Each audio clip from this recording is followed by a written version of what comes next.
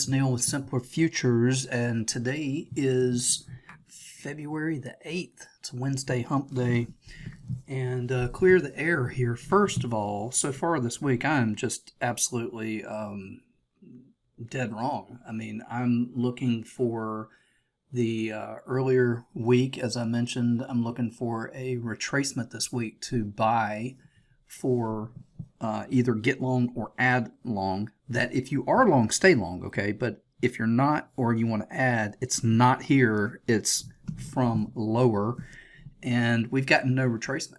So I'm sticking to it, though, and I'll show you why. I'm sticking to that thesis, and let me kind of show you why. So start with the middle of the chart here. That's where we end off last week, and we don't know what we're looking at until it unfolds, right? But we have Monday, and I did the video, and I'm like, look, I need a pullback. All right, well, since then, here's what's happened. Tuesday, we had quite the very interesting day, volatile, very volatile, with Fed Chair Powell's interview. Made some remarks. It was really just an interview, but and frankly, I'll be honest with you, I really don't know what he said that was so euphoric or optimistic. I listened to the interview, every word of it, from the first question to the end.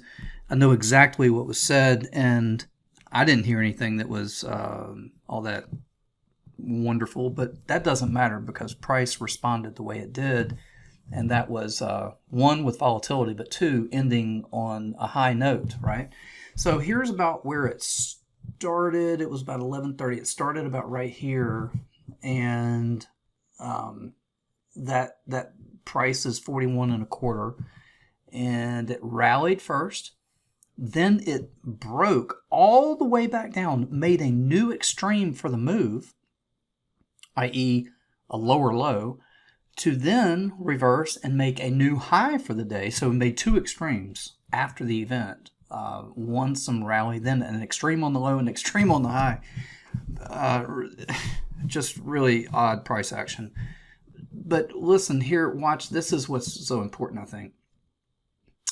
Ending on the high up here, what did it not do, though? See, it left, it didn't drag, it did not bring with it the balance, point of control, shifting, that would have shifted the value area up significantly. It did not. It did not do that. The price ended up here, but it left balance all the way back down here at 41, call it 12 and 13. Very, very, very odd, right?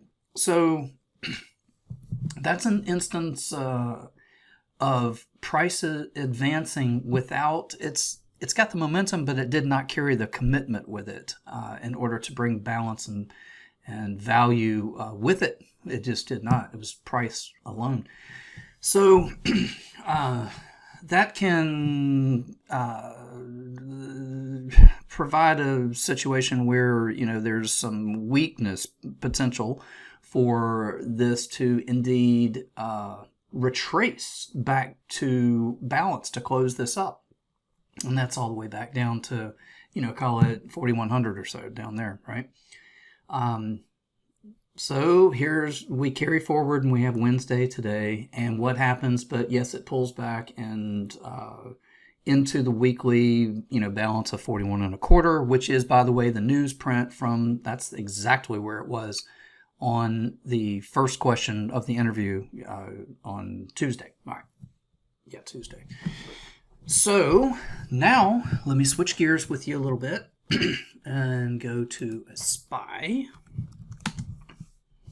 and notice this. Okay, so here we are last week. I guess balance was up here at 416, which ends up being the high for the move from yesterday, retraced back up and tagged, but failed from prior balance of last week, creating its for basically 11 in alignment with that 41 quarter print that I just showed you on the ES. But notice this. look at here, what we've got. Look down here. See, we've got some naked balance back at the area from which I am suggesting that we wait for the retracement to buy. Now, I can't promise that price is going to oblige and come back and actually give us this opportunity. But what I do know is that I'm not willing to pay these prices up here. If you're long, you stay long. If you're looking for a place to add, it's my opinion this is not the place. If you're looking for a place to enter a brand new position, it's my opinion that the position would be long, but it would not be from here. It would be from lower, which is about 405.5 on the SPY, and that puts us back into that 40, let's call it probably 60 in the ES. It's going to be 60-70, but probably in that 40-60 area in the ES. 60-70, but 60 is probably the spot. So, and then look at how thin this profile is also back here. And the reason that it is because the way that price advanced very quickly on the way up. This was the FOMC, I think, back here, the announcement, and it just rallied really quick and then paused right there and then rallied again, right? So it creates a set of thin prints back here that, it's my opinion, it will come back in and back and fill and fatten this up to where the histogram is more elongated from left to right, more like the rest of this that you see, and not so thin or anemic in there. That's a condition of like weak structure below that typically will call for back and fill, where this price action will come back in and more thoroughly auction this to fill out that profile.